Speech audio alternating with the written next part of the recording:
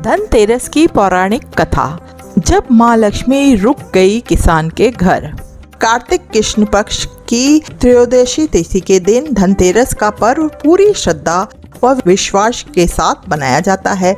धनवंतरी के अलावा इस दिन देवी लक्ष्मी और धन के देवता कुबेर की भी पूजा करने की मान्यता है। इस दिन को मनाने के पीछे धनवंतरी के जन्म लेने की कथा के अलावा इसके बारे में एक दूसरी कहानी भी प्रचलित है। कहा जाता है कि एक समय भगवान विष्णु मृत्युलोक में विचरण करने के लिए आ रहे थे।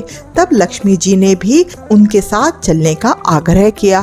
तब विष्णु जी ने कहा, यदि मैं जो बात कहूँ तुम अगर वैसा ही मानो तो फिर चलो। तब लक्ष्मी जी उनकी बात मान गई और भगवान विष्णु के साथ भूमंडल पर आ गई।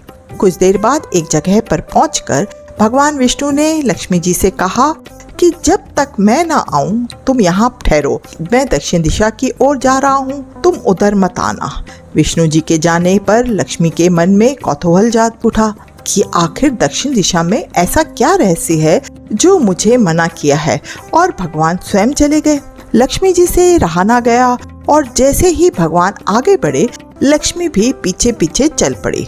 कुछ ही देर आगे जाने पर उन्हें एक सरसों का खेत दिखाई दिया जिसमें खूब फूल लगे थे।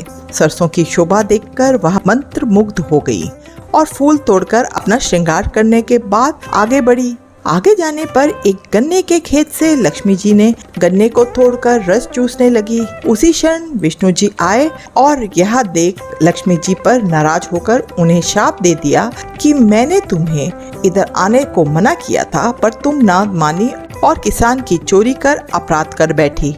अब तुम इस अपराध के जुर्म में इस किसान की 12 वर्ष तक सेवा करो। ऐसा कहकर भगवान उन्हें छोड़कर क्षीर सागर चले गए। तब लक्ष्मी जी उस गरीब किसान के घर रहने लगे।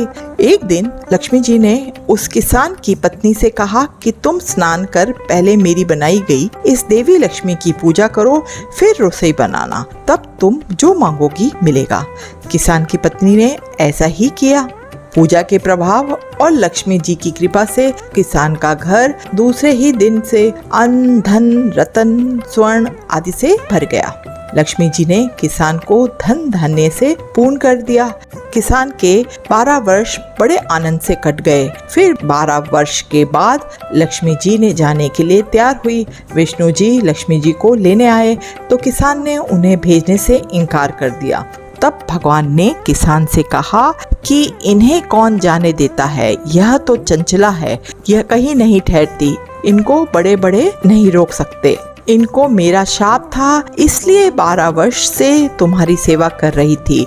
तुम्हारी 12 वर्ष की सेवा का समय पूरा हो चुका है।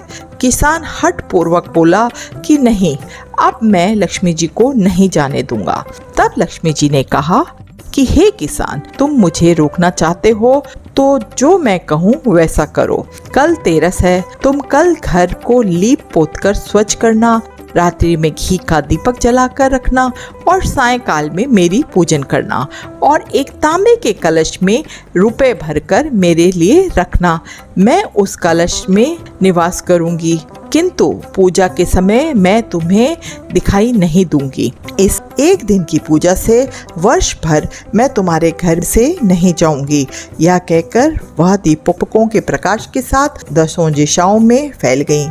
किसान ने लक्ष्मी जी के कथा अनुसार पूजन किया। उसका घर धन धान्य से पूर्ण हो गया।